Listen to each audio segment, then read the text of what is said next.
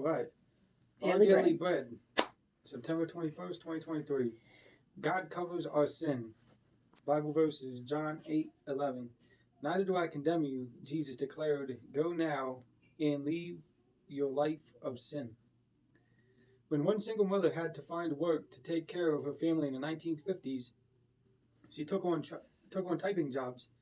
The only issue was that she wasn't a very good typist and kept making mistakes.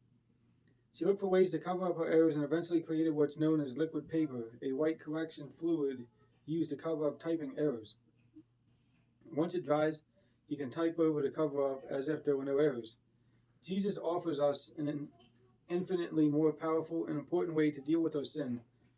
No cover up, but complete forgiveness. A good example of this shows up in the beginning of John 8 in the story of a woman who was caught up in adultery. The teachers of the law wanted Jesus to do something about the woman and her sins. The law said she should be stoned, but Christ didn't bother to entertain what the law did or didn't say. He simply offered a reminder that all have sinned and told anyone who hadn't sinned to throw a stone at the woman. Not one rock was tossed.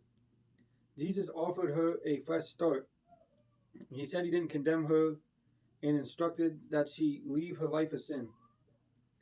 Christ gave her the solution to forgive her sin and type a new way of living over her past. The same offer is available to us by his grace.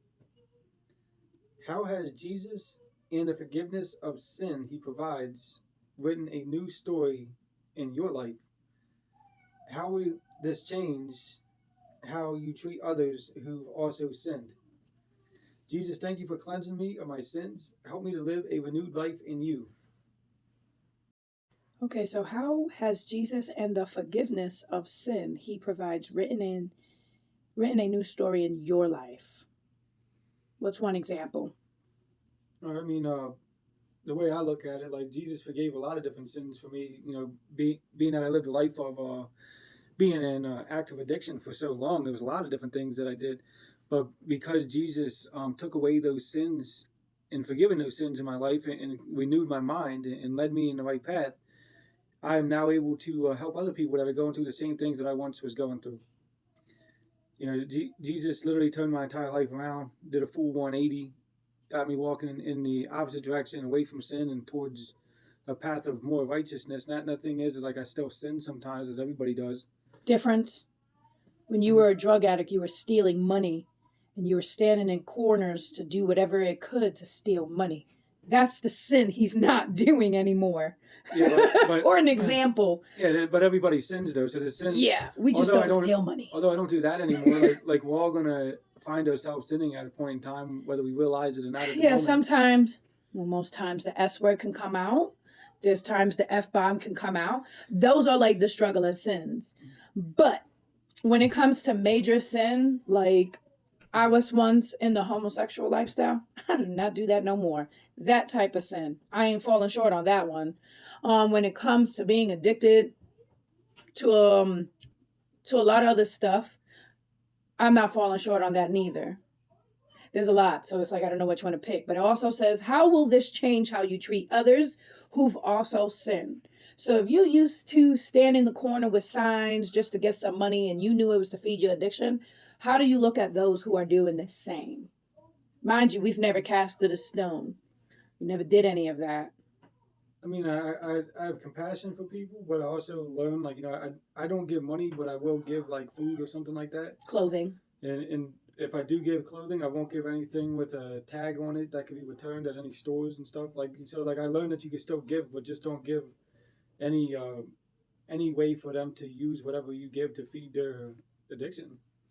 Like you can give them clothes, just don't have the tags on it.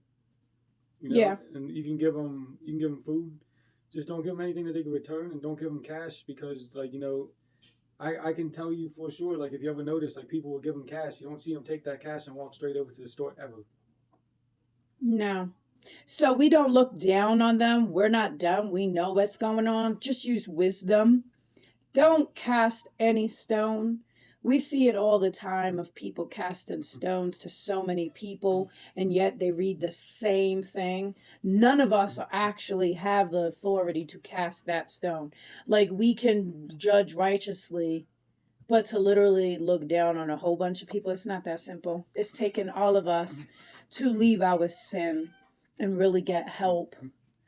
Anything else? Yeah, I was gonna say, like, just to go off of that example even further, like I've heard people say like they'll give them cash and whatever they use with it is up to them. Like, and in my conscience, I can't do that if I know that it's feeding something that they shouldn't be doing. So that's why I take the extra precautions. It's not that I don't believe that, like, they need help. I just don't think that that's the best way to help them sometimes. Yeah.